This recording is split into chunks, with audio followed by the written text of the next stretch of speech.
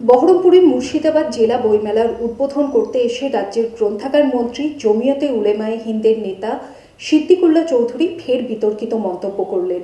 তিনি বলেন, বিজেপি নেতারা রামায়ণ মহাভারত গীতা পড়েনি, এমনকি সংবিধানও পড়েনি, সেই কারণে নানা রকম কাঁচা ভাষায় তারা বক্তব্য দিচ্ছেন। এদিন বহরমপুর ব্যারাক স্কোয়ারে বইমেলার উদ্বোধনী অনুষ্ঠানে উপস্থিত ছিলেন মন্ত্রী সিদ্দিকুল্লাহ চৌধুরী ছাড়াও এসপি সূর্যপ্রতাপ যাদব, জেলা শাসক রাজর্ষি মিত্র, জেলা পরিষদের সভাধিপতি রুবিয়া সুলতানা সহ অন্যান্য আধিকারিকরা। আমি বরাবরই এই জেলার বইমেলার আসার চেষ্টা করি। এখানে জেলা শাসক বক্তব্য রেখেছেন, এসপি সাহেব রেখেছেন, জেলার সভাধিপতি 11 সাল থেকে আমাদের পশ্চিমবঙ্গের মাননীয় মুখ্যমন্ত্রী মমতা ব্যানার্জি সব দপ্তরে নজর দিয়েছেন। এই বইমেলায়ও প্রচুরভাবে নজর দিয়েছেন। আমি এটা গল্প আপনাদের সামনে করিনি। বাম জামানায় যে বাজেট ছিল, প্রায় 7 গুণ বাজেট বেড়েছে এই দপ্তরে, 7 গুণ।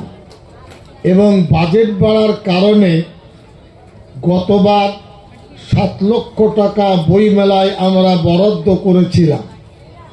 এবার বইমেলায় রাজ্য স্তরে 10 লক্ষ টাকা আমরা বরাদ্দ করতে পেরেছি প্রত্যেকটি বইমেলায়। এখানে সরকারের কোনো আয় নেই, সরকার শুধু খরচই করে। জনগণকে শিক্ষার সাথে বইয়ের সাথে সমৃদ্ধ করার জন্য সরকার সারা রাজ্যে বইমেলা করে। আপনারা আনন্দিত হবে, গতবার 12.5 কোটি টাকার বই বিক্রি হয়েছে রাজ্যে। এটা জোক নয়। সারা ভারতবর্ষের জেলাওয়ারি বইমেলা এইভাবে হয় না, শহর ভিত্তিক হয় বইমেলা। জেলায় যে এত আদর যত্ন সমারোহের সাথে হয়, সেটা একমাত্র পশ্চিমবঙ্গে হয়।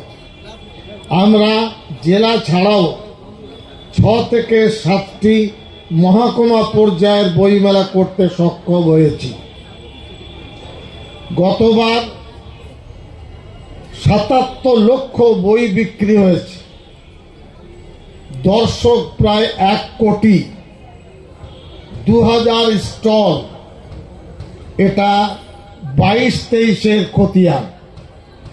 এবার 24-25, 23-24-এর খতিয়ান সামনে বছর উপরওয়ালা বাঁচিয়ে রাখলে আমরা বলতে পারবো। আমি বলছি, বিজেপির লোকেরা সংবিধান পড়ে না, সংবিধান পড়লে সাম্প্রদায়িকতার কথা বলে না। এত বাজে বাজে মন্তব্য, কাঁচা গালি বিজেপিরা দিচ্ছে। লেখাপড়া শিখলে দিত, সংবিধান পড়লে দিত। মহাভারত তারা পড়েছে, উপনিষদ পড়েছে, রামায়ণ পড়েছে, গীতা পড়েছে। সিদ্দিকুল্লাহ চৌধুরী পড়তে বলছে, পড়লে আর গাল দেবে না, ভালো মানুষ হতে হবে। আমি উপদেশ দিচ্ছি, তারা ভালো মানুষ হোক। পঞ্চায়েতে 12টা, 14টা, 18টা করে সদস্য আছে। একটা সদস্যের সাথে পাড়া আছে, একটা গ্রাম আছে। নেই কেন? ডাইরেক্ট মাটির সঙ্গে তাদের সম্পর্ক। পড়ার উদ্দেশ্য নেই, পড়ার ইচ্ছা নেই। আমি পড়ার ইচ্ছাটাকে দিতে চাইছি। প্রচুর টাকা আসে পঞ্চায়েতে। আমিও আপনার একটা বিধায়ক, আমি জানি কি হয় না হয়। বই না পড়লে ভালো পঞ্চায়েত গড়া যাবে না, মূল্যবোধ ফিরে আসবে না। মানবিকতা ফিরে আসার জন্য বই পড়তে হবে।